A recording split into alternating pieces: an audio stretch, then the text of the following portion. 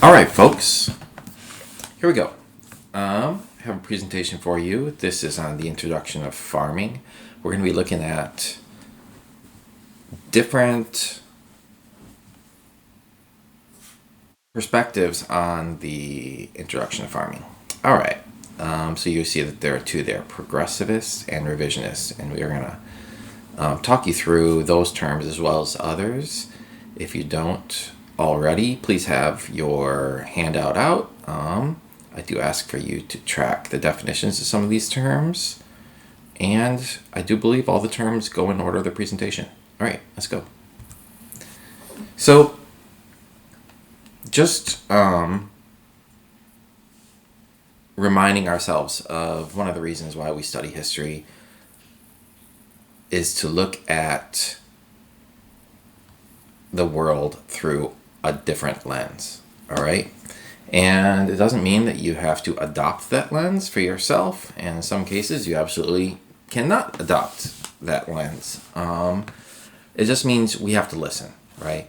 And so I'm going to offer you a couple different perspectives on the rise of farming, and there will be an activity that you will do following this, and I'll talk more about that.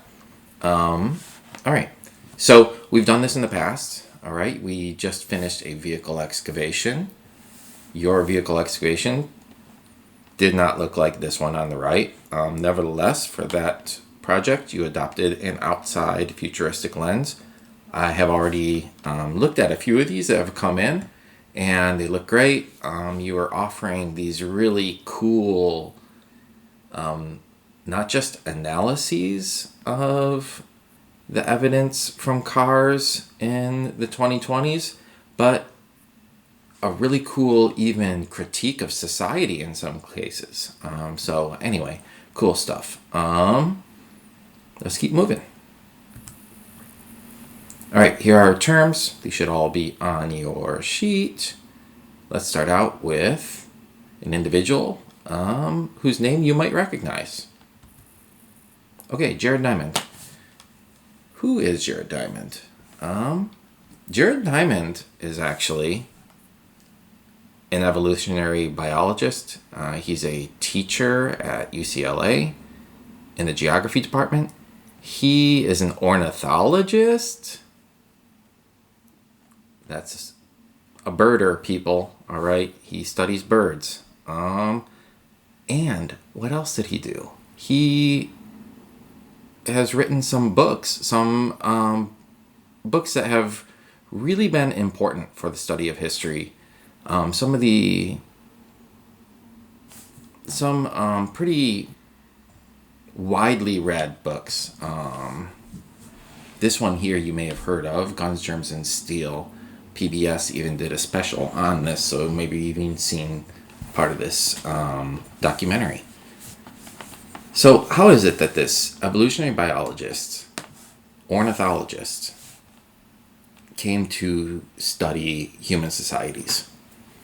Well, in his travels to a range of different places, he was interested in this idea, again, unrelated to his research, but just sort of a consequence of his wide travel. He was interested in this, in how is it that the current world has such a large discrepancy or large distance between those who have stuff and those who do not. All right? How is it that some people ended up with so much stuff, in short, and others did not? Here we have actually a statistic from I believe it was the World Swiss Credit Report of 2023, which might be the most recent one. There might be a 2024 out now. But anyway, 1.2% of adults have nearly 50% of the world's wealth, right? While over 50% have just 1.1%. All right, so this statistic speaks to this question that he had about society. And he wanted to figure this out. So, yeah, he's an evolutionary biologist, but, he's also interested in sort of how did societies evolve in such a way in which some are so wealthy and others are not. All right, that's Jared Diamond. We'll keep moving. All right, let's start out with the Neolithic Revolution. This is also known as the Agricultural Revolution, but it's that transition from a largely hunter-gatherer lifestyles to one dominated by farming that began about 12,000 years ago. It did not begin for everyone at 12,000 years ago. Revolution, the term indicates something that happens with great velocity, right? Something that happens really quickly. In this case, the Neolithic Revolution is something that occurred at different times in different places, okay? So I would say between 12,000 years ago to 10,000 years ago, many societies navigated this shift again from largely hunting gathering to largely farming. All right, and I say largely because you'll even see within farming societies and ones that have adopted it that nevertheless hunting and gathering are components within that still, right? Okay. Neolithic, the term means new Stone Age, right? So we have been studying the Paleolithic up to this point. That's the Old Stone Age. So the Neolithic, again, is marked by the emergence of agriculture. And you get better stone tools, ones that are specifically for agriculture, right? So, again, there's still no metals. We are dealing with stone tools here. And here you have just an artist's rendition of what the Neolithic Revolution may have looked like, right? You see a larger body of water near the top. You see attempts to sort of redirect that water through irrigation systems that allow more intensive planting, along with the domestication of crops. You see that also animals are being used as these beasts of burden in planting as well. And then, of course, you see more solid structures. Some appear to be made out of mud. Others maybe some other kinds of tree materials. So these are what you would call sedentary. It's not one of your terms. Sedentary. Sedentary. That is, they didn't move around. They stayed in one place. All right. And this is, again, a large consequence of our Neolithic Revolution that was launched by farming. All right. You also see a lot of wells and walls. All right. So as you farm, you get this surplus of food and you need to store it somewhere. But as you store food, which is equivalent to wealth, some people are going to want to raid that wealth. So you have the walls. All right. Now you got walls, but you still need water. All right. So you begin to build wells. All right. So an archaeologist, when they see walls and wells, you see, this result of our Neolithic Revolution. All right, let's keep moving. One of our terms here is progress. And I just want to define it in a general sense, and then we'll talk about how this relates to agriculture. So, in a general sense, progress recognizes that with occasional setbacks, life now is better than in the past. You might consider the stock market. All right. The Nasdaq's at 41 something. Maybe it's even 42 right now. 10 years ago, it was 17. The rise in the success is remarkable. All right. Were there setbacks? Of course, absolutely. But you can see, as is captured by this image, while there are setbacks, the overall arc is absolutely north. All right. So much like the stock market, then progress. Yes, there are setbacks. There are things that happen in society that are not positive or good. And at the same time, there is nevertheless still an arc toward things are better now than they were in the past. All right. This is not one of your terms, but then regress, what would that mean? Essentially the opposite, right? With occasional developments, life was better in the past. So some good things happen, but in general, we've got that same sort of stock market movement, but it's inverted, right? It's trending south rather than north. We're going to pick up this idea of progress and regress, or progressive and regressive, at the end of the presentation. So I just want to drop this note again. Not one of your terms. Revisionism. Okay. This is a term that perhaps you've heard. We'll define it as, actually it's not us, it's the Oxford English Dictionary. The theory or practice of revising one's attitude to a previously accepted situation or point of view. I'd like to suggest that any sort of student is always has a revisionist mindset, right?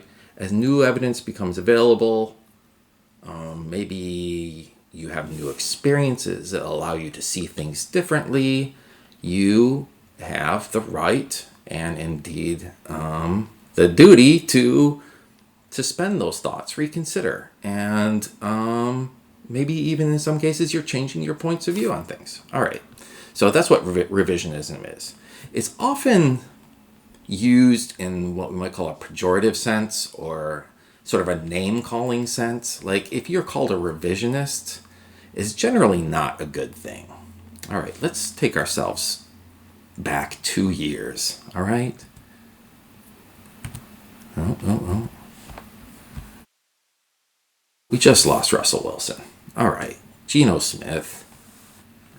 Most people thought that he was at best an okay backup, all right? A serviceable backup. He came out throwing people, and he turned out to be pretty good. And a few games in, even one game in, people were saying, Geno Smith is an elite quarterback. All right. To that end, some people might call them out as a revisionist. That is, you're essentially taking an under or unrepresented view and calling it out as if it's some sort of fact. All right. The Seahawks fans, again, suspended their views on Geno Smith as just a bad backup. They're seeing him play well, and they're like, you know what? This guy's an elite quarterback. All right. To some, then some might say that you are a revisionist. Again, you're trying to change history. You're trying to change the narrative, right? Essentially, you have a hot take, and other people aren't subscribing to that. All right, I hope I'm using that piece of jargon right. Okay, we'll keep moving. But again, if you're called a revisionist, it's generally not a good thing, which is unfortunate because revisionism is what we do. In fact, we've done a little bit of it already. Historical example. All right, here we got what are very clearly sea people. All right, you knew the sea people were coming back. I think I told you they were coming back. All right, obviously these aren't the sea people of the Mediterranean, but I just use this image because it's almost what the designation, it's almost the image that the designation casts in your mind, right? All right, so here are some sea people. The interpretation of them is that they were on the sea causing havoc, bringing destruction, all right? Laying siege to great civilizations of the Bronze Age. All right, this next picture we have what are popularly defined as boat people. These are individuals in that same area of the Mediterranean, and they are fleeing different parts of the Levant. That could be Syria, for instance, Northern Africa as well. That's not part of the Levant, but also a place where many sea peoples come from. Essentially, less wealthy countries toward wealthier countries in Europe. All right, so we see that movement. And these people are not agents of destruction. They are, in nearly every case, fleeing some sort of violence or problems, right? So, again, it caused us to reconsider who these sea peoples are in history, right? So based on what we're seeing in the present, it caused us to ask new questions about the sea peoples of the past. Maybe the sea peoples of the past weren't only, it's clear that some of them were definitely bringing destruction, but were all of them? And the answer is really no. And it's this sort of modern observation that allowed historians to revise like really entrenched notions about the sea people and really change the narratives, right? And the new narratives reflect the greater truth of what that is, right? And that's revisionism. That's what we do, all right? So it's not a nasty word, although some may use it in that way, sadly. Okay, let's talk about what then progressivist and revisionist perspectives are as they relate to farming. All right. And by the way, I created this great image using OpenAI. You know, it's my first time actually trying to use some of these AI art things, and I think I just basically told them, make me an image of with happy people. They didn't really deliver on the happy people. You can't tell that they're happy, but happy people living in a futuristic modern society that was brought to you by the benefits of farming. All right, I don't know. But anyway, that's the image that we got. So this is the progressivist perspective on farming. Thank you, agriculture. It's because of you that this place is so awesome. All right. In short, farming improves society, and that's what you can document on your notes. Farming improves society. I made another picture using a different one. This is OpenAI. I made one also with Night Cafe, and this is what they gave me. I definitely invite you, if you are inclined, to find some better images here. I'm not getting happiness or farming a whole lot. I don't know. You need to help me out with these. Okay, that's the progressivist perspective. Farming is the greatest invention in the history of the world. All right, and that's not hyperbole. That is exaggeration. That is not that. Indeed, many people adhere to that. Farming allowed for, I'm benefiting from farming. I'm not procuring my own food.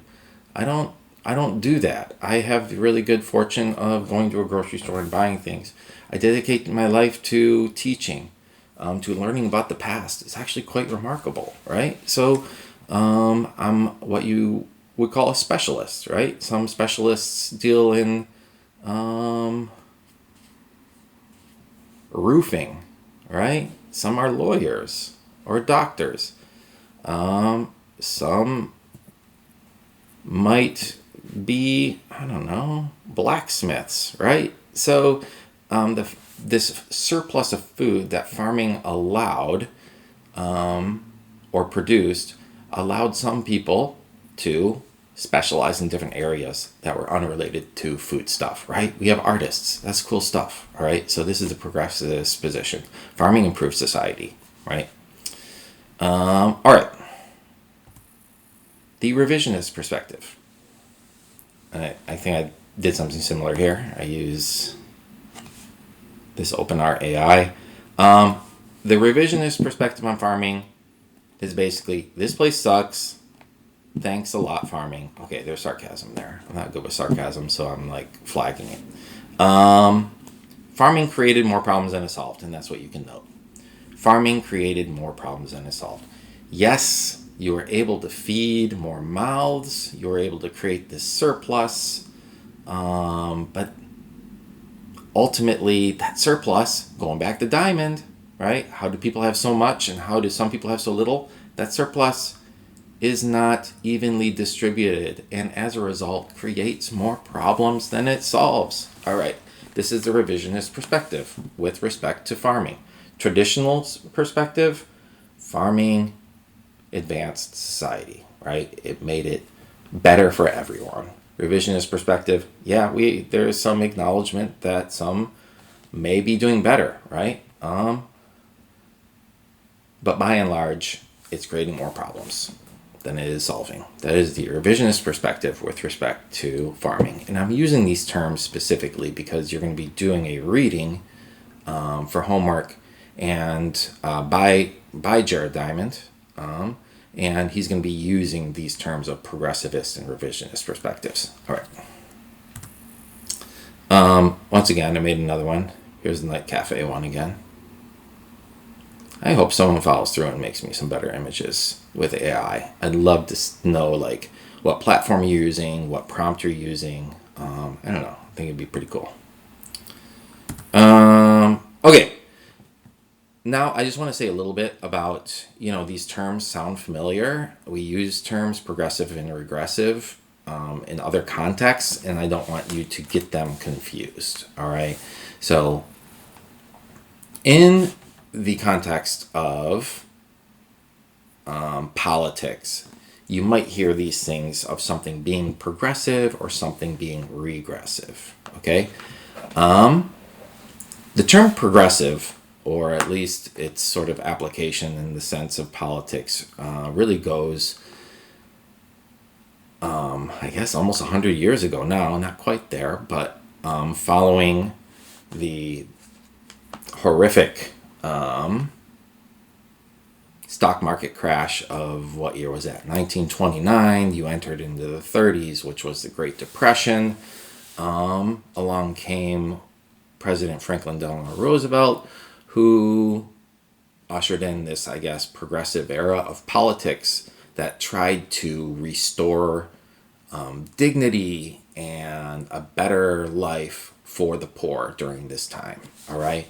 So progressive means on behalf of the poor in the sense of politics, the political sense. All right. Progressive, on behalf of the poor. Regressive then is its opposite. It means it targets the poor, or it inordinately impacts the poor in a bad way. All right. It impacts them negatively. Okay. As an example, sugar tax. The sugar tax was considered regressive in Seattle. We had a sugar tax for, I guess, a hot second. It ended up being considered regressive, that is targeting the poor, and therefore it was taken off. It was rescinded. It was taken away.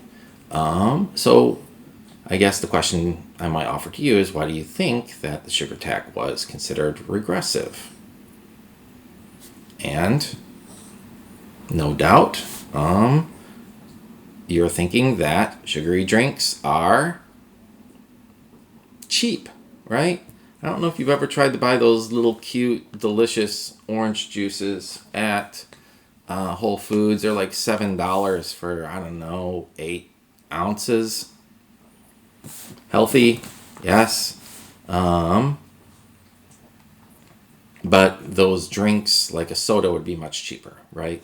And people who are buying these less healthy, high sugar drinks are not those with greater monies. They're buying them because they're cheap, right? If they had more money, they'd buy something that's healthier, okay? In general. So sugar tax was considered to be regressive, that is impacting the poor negatively, and it was considered unconstitutional. All right. Here's another one. We have this icon on the left is supposed to represent sales tax, and the one on the right represents estate tax. One of these is regressive, and one of these is considered regressive, and one is considered progressive. Okay. Give you a moment to think about that.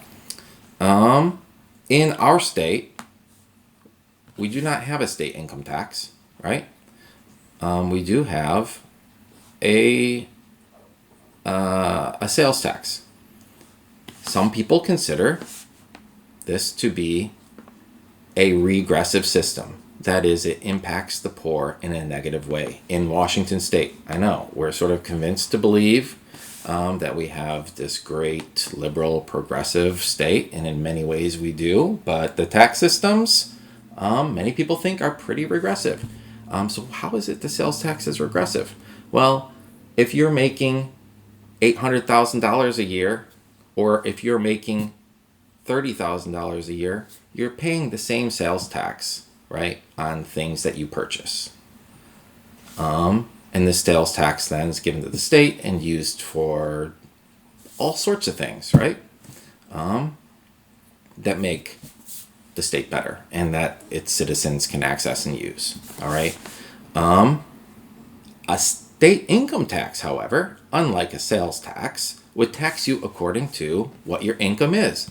So let's say in Oregon, you know already, there are no sales taxes, but there is the income tax. So rather than everyone paying the same taxes on items,